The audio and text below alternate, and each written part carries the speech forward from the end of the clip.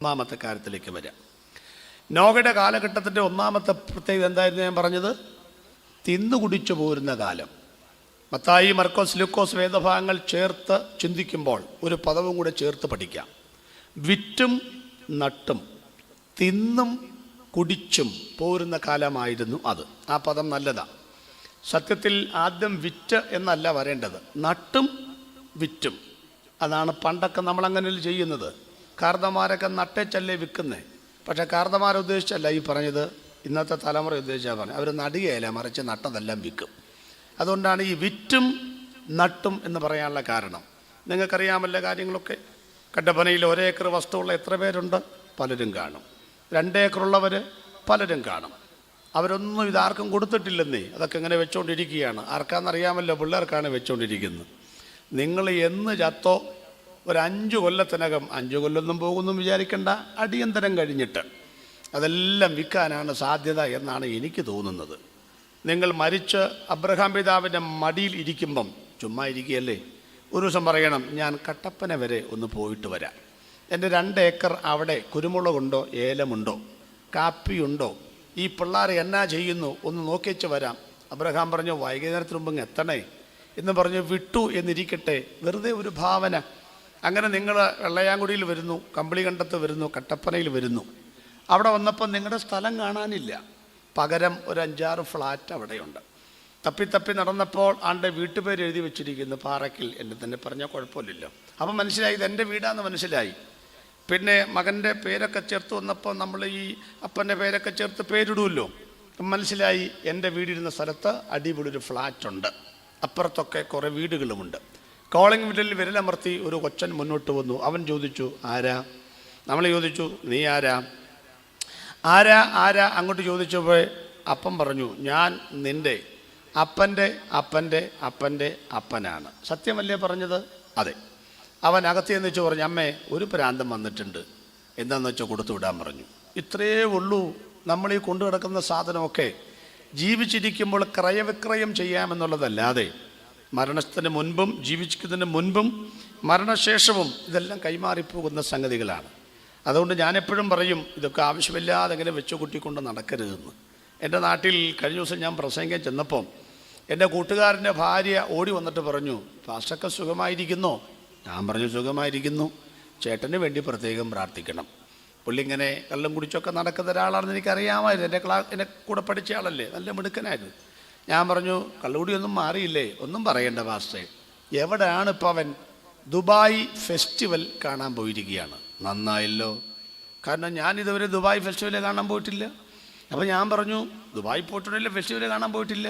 ഞാൻ പറഞ്ഞു, നന്നായല്ലോ, അപ്പോൾ കള്ളുകൂടിയൊക്കെ മാറിയോ? നെഞ്ചത്തെ കൈവച്ചും ഈ പുള്ളിക്കാരത്തി പറയും, എൻ്റെ സാറേ ആ 10 സെൻറ്റ് കണ്ട റോഡ് സൈഡിൽ കണ്ടു, 2 നില നിങ്ങളുടെയാണോ? അല്ല, ചേട്ടൻ ആ 10 സെൻറ്റ് കൊടുത്തു, അവിടെ വാങ്ങിയവരെ വീട് വെച്ചിരിക്കുന്നത്. ആ 10 സെൻറ്റ് വിറ്റ പൈസ കൊണ്ടാണ് ദുബായ് ഫെസ്റ്റിവൽ കാണാൻ പോയിരിക്കുന്നത്. അപ്പോൾ എങ്ങനെയുണ്ട് കാര്യങ്ങൾ? നമ്മൾ ആർക്കും കൊടുക്കാതെ ചുരുട്ടിക്കുട്ടിക്കൊള്ളുന്ന സംഗതികളൊക്കെ നിസാര സമയം കൊണ്ട് പോകൂന്നേ. എന്താ കാര്യം എന്നറിയാമോ? തിന്നാനും കുടിക്കാനുമുള്ള ഒരു തലമുറയാണ് ഇപ്പോഴത്തെ തലമുറ. അല്ലാതെ നടാനും പറിക്കാനുമുള്ള തലമുറയല്ലെന്നാണ് ഈ പറഞ്ഞത്. ഇതൊക്കെ യാഥാർത്ഥ്യമായിക്കൊണ്ടിരിക്കുകയല്ലേ വാസ്തവത്തിൽ? ഇത് വലിയ കുഴപ്പമുണ്ട് പാസ്റ്റേ, വലിയ കുഴപ്പമുണ്ട്. ഈ ഇട ഞങ്ങൾ നടത്തിയ യുവജന ക്യാമ്പിൽ ഉയർന്നു വന്ന ഒരു ദീനരോധനം ഉണ്ടായിരുന്നു. പെന്തക്കോസ്തുകാരുടെ പാപം എന്താണെന്ന് ചോദിച്ചപ്പോൾ ഒരാൾ പറഞ്ഞത് ഫുഡ് ആണെന്നാണ്. ഫുഡ് എന്ന് പറഞ്ഞാൽ ഭക്ഷണമാണ് ഇപ്പോഴത്തെ പെന്തക്കോസ്തുകാരുടെ പാപം എന്നാണ് ഒരാൾ പറഞ്ഞത്. ഞാനിങ്ങനെ കൂലങ്കഷമായി ചിന്തിച്ച് നോക്കിയപ്പോൾ ഒരു പരിധിവരെ ശരിയാണെന്ന് എനിക്കും തോന്നി. കാരണം ഈ നോഹയുടെ കാലഘട്ടത്തിൽ മഴ വന്ന കാര്യം അവരറിയാതെ പോയത് ശാപ്പാടിൻ്റെ ആധിക്യം കൊണ്ടാണ് അവരറിയാതെ പോയത്. നമ്മുടെ ഈ ആത്മീയ യോഗങ്ങളിലേക്ക് നിങ്ങൾ ശ്രദ്ധിച്ച് നോക്കിയിട്ടുണ്ടോ? 21 ദിവസം ഉപവാസം വെച്ചാൽ ആദ്യത്തെ 7 ദിവസം ആരുമില്ല. ഉപവാസം പ്രഖ്യാപിച്ച് പോയല്ലോ എന്ന് കരുതി പാസ്റ്ററും ഭാര്യയും ഇരിക്കും. ചിലപ്പോൾ വൈകിട്ട് കഞ്ഞിയും കുടിക്കും. 2ാമത്തെ ആഴ്ച ആകുമ്പോഴേക്കും ഒരു 50% ആൾക്കാർ വരും.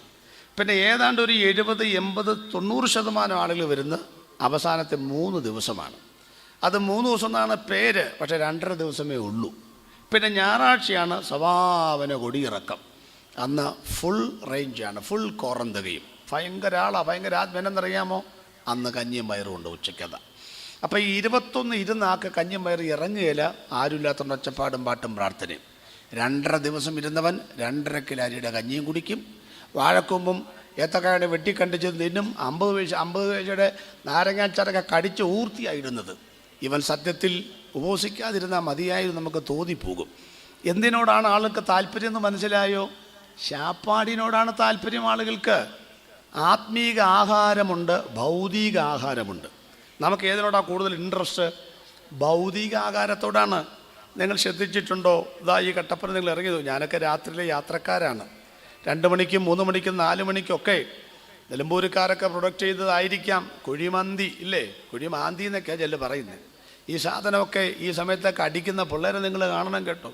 പണ്ടൊക്കെ സന്ധ്യാസമയത്ത് കഞ്ഞി കുടിച്ചിട്ട് നമ്മൾ കിടന്നുറങ്ങുകയാണ്. പണ്ടത്തെ കാലം എന്നാ നിങ്ങൾക്കറിയാമല്ലോ. എന്ത് തിന്നും, എന്ത് കുടിക്കും, എന്ത് ഉടുക്കും എന്ന് നിങ്ങൾ ശരീരത്തിനായിക്കൊണ്ടും ജീവനായിക്കൊണ്ടും വിചാരപ്പെടുന്നത് എന്ത്? ശരിയാണ്. ഞാനൊക്കെ പണ്ട് കാലത്ത് ഒരു പാവപ്പെട്ട വീട്ടിലാണ് ജനിച്ചത്. പാറപ്പുറത്തൊരു വീട്. അതുകൊണ്ടല്ല പാറയ്ക്കൽ എന്ന് പേര് വന്നത്, അതിന് മുമ്പേ ഇട്ട പേരാ. അതൊരു ഒരു പുറംപോക്ക് വസ്തുവാണ് കേട്ടോ. ഊരാളിച്ചേമ്പെന്ന് പറയുന്ന, കൊന്തവാഴ എന്നൊക്കെ പറയുന്ന, പല നാട്ടിലും കൂവച്ചേമ്പെന്നൊക്കെ പറയുന്ന ആ സാധനമൊക്കെ തിന്നാ ഞാനൊക്കെ ചെറുപ്പത്തിൽ വളർന്നു വന്നത്. സമഗ്ര ശിശു മാതൃ സംരക്ഷണ കേന്ദ്രത്തിൽ ഉപ്പുമാവും കുറുക്കൊക്കെ തിന്നാണ് വളർന്നു വന്നത്. 4 മണി വിട്ടാൽ ഫുട്ബോൾ കോർട്ടിലേക്ക് ഇറങ്ങത്തുള്ളൂ, വീട്ടിൽ പോകത്തില്ല. കാരണം അവിടെയെങ്കിലും ഒന്നും തിന്നാനില്ലെന്നേ. അപ്പം അന്ന് ഞങ്ങൾ ചോദിച്ചൊരു ചോദ്യമാണ്, എന്ത് തിന്നും? അഥവാ തിന്നാൻ എന്തെങ്കിലും ഉണ്ടെങ്കിൽ വല്ല കപ്പയും ഒക്കെ അല്ലാതെ അതിനപ്പുറത്തോട്ട് കാര്യങ്ങളൊന്നും ഉണ്ടെന്ന് എനിക്ക് തോന്നുന്നില്ല. കപ്പ ഒരു കാലത്ത് നമ്മുടെയൊക്കെ ഒരു പ്രധാനപ്പെട്ട ആഹാരമായിരുന്നല്ലോ. കപ്പയും പെന്തിക്കോസുകാരും തമ്മിൽ അഭേദ്യമായൊരു ബന്ധവുമുണ്ട്. കപ്പയും കഞ്ഞിയും തീർക്കുവാൻ ഒത്തിരി പേരെ ചേർക്കുവാൻ എന്നൊക്കെ പണ്ട് പാട്ടുണ്ടായിരുന്നു. ഇത്ര വലിപ്പമുള്ള കിഴങ്ങിനെ ഈ കലത്തിൽ പുഴുങ്ങാൻ പാത്രങ്ങൾ ഒന്നുമില്ല, നിന്റെ കപ്പ എത്ര വലിപ്പമഹോ എന്നൊക്കെ വന്ദനമേശ്വര പാട്ട് ട്യൂണിലൊക്കെ പാട്ടുപാടി പെന്തക്കോസുകാരെ കളിയാക്കിയ കാലം ഉണ്ടായിരുന്നു. കപ്പ മൂക്കുവോളം യോഗം കൂടണം, കപ്പ വേവുവോളം പ്രസംഗം നീട്ടണം. ഇതൊക്കെ പെന്തക്കോസിൻ്റെ തനതായ നിർവചനങ്ങളാണ്. എന്ന് പറഞ്ഞാൽ വൃശ്ചികക്കപ്പ മൂക്കുന്നൊരു കുടുംബയോഗമാണ്. അന്ന് ഈ പിസ്സായൊന്നും ഇല്ലെന്നേ.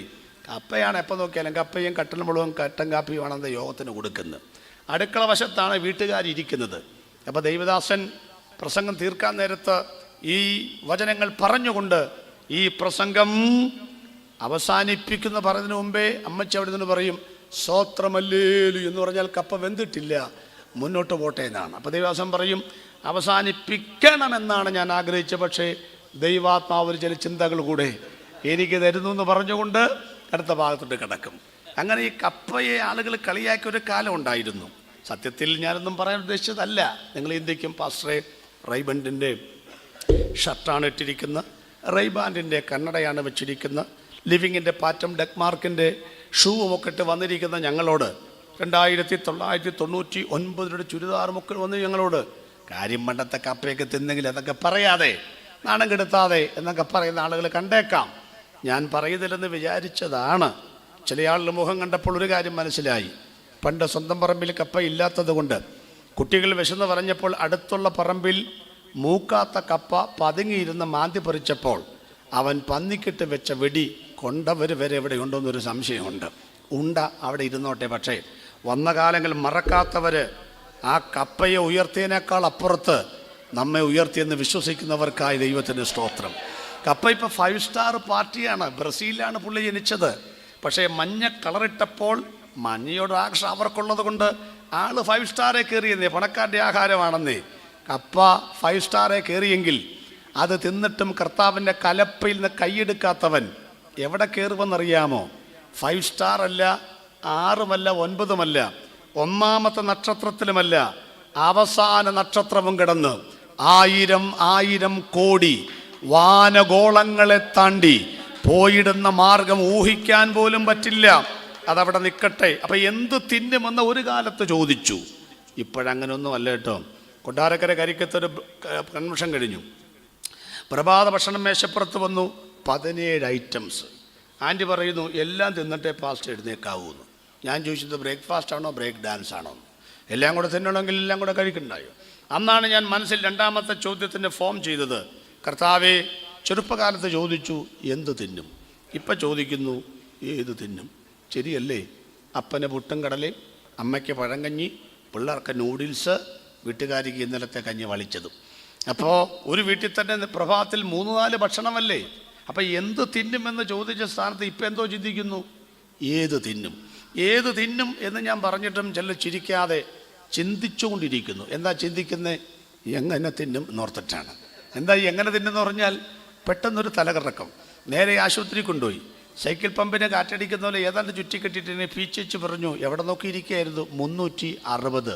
ഇല്ല മോളെ, അടുത്ത ഇടവത്തിൽ എനിക്ക് 59 ആവത്തുള്ളൂ. വയസ്സല്ല പറഞ്ഞത്, പ്രഷറും ഷുഗറുമൊക്കെ കയറിപ്പോയ കാര്യമാണ് ഈ പറഞ്ഞത്. അതുകൊണ്ട് മലയെപ്പോലെ ആ മാടത്തിൻ മുറ്റത്ത് മഴ വന്ന നാളൊരു വാഴ നട്ടു, മനതാരിൽ ആശകൾ പോലതിൽ ഓരോരോ മരതകക്കൂമ്പ് പൊടിച്ചു വന്നു. ചില നോക്കുന്നു അത് സദൃശവാക്യമാണോ സങ്കീർത്തനമാണോ? രണ്ടുമല്ല, ചെങ്ങമ്മയുടെ വാഴക്കൊലയാണ്. അപ്പോൾ രാസവളം ഒന്നും ഇടാതെ ജൈവവളം മാത്രം ഇട്ട് ഒരപ്പച്ചൻ വാഴക്കൊല ഇങ്ങനെ ശരിയാക്കി വന്ന് ചാക്കിനകത്ത് വെട്ടിവെച്ചിട്ട് പറഞ്ഞു, ആദ്യത്തെ പഴം ഞാൻ തിന്നും. കാരണം ഏതും തോട്ടം മുതൽ ഇന്ന് വരെ ആദ്യത്തെ തീറ്റ പെണ്ണുങ്ങളാണ്. അതുകൊണ്ട് ഒരു മാറ്റം വരണം. ഉദ്ഘാടനം അപ്പച്ചതിൻ്റെ പക്ഷെ തിന്നാൻ നിർവാഹമില്ല, ഷുഗറും പ്രഷറൊക്കെ പിടിച്ച് കിടക്കുകയല്ലേ. അപ്പം പണ്ടത്തെ കാലത്തെക്കുറിച്ചൊന്ന് ഓർമ്മപ്പെടുത്തിയത് മാത്രമേ ഉള്ളൂ. ഇപ്പോഴത്തെ തലമുറകൾക്ക് കപ്പയും ചേമ്പും ചേനയും ചെറുകിഴങ്ങും വല്ല പരിചയമുണ്ടോ? ഒന്നുമില്ല. അൽഫാമും കുഴിമന്തിയും ചിക്കൻ 65 എന്നാന്ന് എനിക്ക് ഇതുവരെ പിടുത്തം കിട്ടിയിട്ടില്ല. ഈ 65 എന്നാന്ന് ഞാൻ ചോദിച്ചു. കോഴീനെ 65 കഷ്ണമാക്കുന്നത് കൊണ്ടാണോ 65? അല്ല. നാളെ എന്നപ്പെട്ട ഒരുത്തം പറഞ്ഞു, സാർ ചിക്കൻ്റെ പല ഞാൻ പറഞ്ഞു, എന്തുണ്ട്? ചിക്കൻ പൊട്ടിത്തെറിച്ചത്. ഞാൻ പറഞ്ഞു, ഒരു പ്ലേറ്റ് പോരട്ടെ, കാരണം ഇത് തിന്നിട്ടില്ലല്ലോ. എന്നപ്പോഴെന്താണ്, നമ്മുടെ തനി നാടൻ മുളകും ഇടുക്കിയുടെ കുരുമുളകും ജമ്മു കാശ്മീരിൻ്റെ കാശ്മീരി മുളകും എല്ലാം കൂടെ ചേർത്തിട്ടേക്കുക. ഭയങ്കര. ഞാൻ പറഞ്ഞു, മിക്കവാറും ഇത് നേരം വിളിക്കുമ്പം പൊട്ടിത്തെറിക്കാനുള്ള സകല സാധ്യതകളുണ്ടെന്ന് പറഞ്ഞു. ഇതിൻ്റെയൊക്കെ പിറകെ നമ്മൾ പോവുകയാണെന്നേ. 1 കിലോ അരിയുടെ വില അറിയാൻ പാടില്ലാത്ത നമ്മുടെ പിള്ളേർ, ഒരു സ്ട്രോബെറി ഷേക്ക് മാത്രം കുടിക്കുന്ന പിള്ളേർ, ശ്രദ്ധിക്കാൻ വേണ്ടി പറയാം കേട്ടോ. ഹോട്ടലിലൊക്കെ കയറിയിട്ട് 1200 രൂപ കേട്ടോ, കൂട്ടുകാരുടെ കൂടെ ഇരുന്നിട്ടേ 2300 രൂപയുടെ ബില്ല് മാറാൻ ഒരു സങ്കടവും നമ്മുടെ തലമുറയ്ക്കില്ല. ചോദ്യം, നീ 2000 രൂപ സ്വോത്രക്കാഴ്ച പാത്രത്തിൽ ഇട്ടിട്ടുണ്ടോ ഇത്രയും കാലമായിട്ട്? ഇല്ല. ഈ 2000 നോട്ട് തന്നെ വന്നെങ്ങനെ നിനക്കറിയാമല്ലോ. കർത്താവേ, നീ എനിക്ക് വലിയ കാര്യങ്ങൾ ചെയ്തു, ഞാൻ നിനക്ക് വേണ്ടി വലിയത് ചെയ്യും. ഈ പ്രാർത്ഥന കേട്ടോണ്ടാണ് 2000 നോട്ട് വന്നത്. പക്ഷേ 2000 നോട്ട് വന്നിട്ടും ഇന്ന് വരെ ആരും എന്ത് ചെയ്തിട്ടില്ല. 2000 നോട്ട് കയ്യിൽ വന്നവർ ചുമ്മാ ഒരു സ്വോത്രം പറ, ആരും കണ്ടിട്ട് പോലുമില്ല. എന്തോ പിന്നോക്ക പ്രദേശം നോക്കണേ. അപ്പോൾ 2000 കണ്ടവരുണ്ട്. അത് എവിടെയൊക്കെ കൊടുത്തെന്നറിയാമോ? ജോയാലി കാശ് കൊടുത്തിട്ടുണ്ട്, മത്തി വിൽക്കുന്ന കടയിൽ കൊടുത്തിട്ടുണ്ട്, നാരായണൻ ചേട്ടന് കൊടുത്തിട്ടുണ്ട്, ഈ കട്ടപ്പുറയിലെ മുഴുവൻ ആളും കൊടുത്തിട്ടുണ്ട്. ഞാൻ ഇന്ന് വരെ ഇടാത്തൊരു സ്ഥലം സ്വോത്രക്കാഴ്ച പാത്രമാണെന്ന് മിക്കവാറും പേർക്കറിയാം. വലുത് തന്നാലും നിങ്ങൾ ഇടുകയില്ല എന്ന് കണ്ടപ്പം ആ 2000 ദൈവം പിൻവലിച്ചു. ആ പുള്ളിപ്പിടില്ല. ആ കൂടെ അന്തസ്സുള്ള 1000 കൂടെ പോയി. ഇപ്പം 500 മാത്രമാണ് ഇട്ടുകൾ. ഇപ്പം 500 ഇട്ടാൽ ഏറ്റവും വലിയ നോട്ട് അതാണല്ലോ. ഞാൻ പറഞ്ഞതിൻ്റെ സാരമൊക്കെ ഇതാണ് പ്രിയപ്പെട്ടവരെ. ഈ ടിപ്പ് പോലും കൊടുക്കാൻ കേട്ടോ, ഹോട്ടലിൽ 2000 ബില്ല് വരുമ്പം ടിപ്പ് കൊടുക്കാൻ 100 രൂപ കൊടുക്കുന്ന പിള്ളേർ സ്തോത്രക്കാഴ്ച 100 രൂപ ഇടുന്നില്ല എന്ന് പറയുമ്പോൾ ഏതിനോടാണ് നിങ്ങളുടെ താല്പര്യമെന്നൊന്ന് പറഞ്ഞാൽ കൊള്ളാം. കട്ടൻ കാപ്പിക്കുമൊക്കെ ഉണ്ടായിരുന്ന കുടുംബയോഗങ്ങൾ ഇന്ന് പിസ്സാക്കും മറ്റുമൊക്കെ ബിരിയാണിക്കൊക്കെ വഴിമാറിക്കഴിഞ്ഞിരിക്കുകയാണ്. ഭക്ഷണം വേണ്ട എന്ന് ഞാൻ പറയില്ല, പക്ഷേ വേദപുസ്തകത്തിൻ്റെ പദപ്രയോഗങ്ങൾ ശ്രദ്ധിക്കണം. അമിത ഭക്ഷണം, പെരുവയറന്മാർ, ക്രേത്തക്കാർ, വയറിന് വേണ്ടിയുള്ള എന്നുള്ള പദപ്രയോഗങ്ങളൊക്കെ വേദപുസ്തകത്തിനകത്തുണ്ട്. അതുകൊണ്ട് ആവശ്യമില്ലാത്ത ഭക്ഷണമെല്ലാം കൂടെ കഴിച്ച് മാരക രോഗങ്ങൾ വരുത്തി വെച്ച് നമ്മൾ ജീവിക്കരുത്. ദൈവത്തിൻ്റെ വചനം പറയുന്നു, ദൈവരാജ്യം ഭക്ഷണമല്ല, പാനീയമല്ല, നീതിയും സമാധാനവും പരിശുദ്ധാത്മാവിൻ്റെ നിറവും അത്രേ എന്ന് തിരുവെടുത്ത് പറയുന്നു. വിഷമിക്കേണ്ട, ഭക്ഷണം ഇല്ല എന്നല്ല, ഭക്ഷണം അല്ല എന്നേ പറഞ്ഞിട്ടുള്ളൂ. അതുകൊണ്ട് അവിടെയും ഇതൊക്കെ ഉണ്ടാകാൻ സാധ്യതയുണ്ട്. ഒന്നുകൂടെ ഞാൻ വ്യക്തമായിട്ട് പറഞ്ഞോട്ടെ. അതുകൊണ്ട് ഫുഡ് എന്ന് പറയുന്നൊരു പാപമായിട്ട് വരാനുള്ള സകല സാധ്യതകളും നമ്മുടെ ജീവിതത്തിലുണ്ട്. ഇനി ആശയത്തിലേക്ക് വരാം. 2 തരം ഭക്ഷണമാണുള്ളത് പറഞ്ഞില്ല. ഒന്ന് ഭൗതികമായ ആഹാരം. അതിനോടാണ് എല്ലാവർക്കും ആക്രാന്തവും വിശപ്പും. ഏതാണ്ട് 6 മാസം മുൻപ് ഒരു കോളേജ് പ്രൊഫസർ ചോദിച്ചു, ഇവിടെ കേരളത്തിൽ ഒരു നേരത്തെ ആഹാരത്തിന് വിശക്കുന്ന വിശപ്പുള്ളവർ, വിഷമിക്കുന്ന, ഒരു നേരത്തെ ആഹാരത്തിന് വേണ്ടി കാത്തു നിൽക്കുന്ന ആളുകളുണ്ടോ? പിള്ളേർ പറഞ്ഞു, സാറിന് വട്ട, 21-ാം നൂറ്റാണ്ടാണിത്. എൻ്റെ സാറേ, അതൊക്കെ കാലങ്ങൾ കഴിഞ്ഞു. ഒരു നേരത്തെ ആഹാരത്തിന് വേണ്ടി നിൽക്കുന്നവരൊന്നും നമ്മുടെ നാട്ടിലില്ല സാറേ. സാറ് പറഞ്ഞു, ഉണ്ടാ. അപ്പോൾ എവിടെയുണ്ട്? സാറ് തെളിയിച്ചു. കല്യാണം നടക്കുന്നു കല്യാണ മണ്ഡപത്തിൽ. കല്യാണം, നമ്മുടെ കല്യാണം അങ്ങനല്ലേ? കല്യാണം നടക്കുന്നു.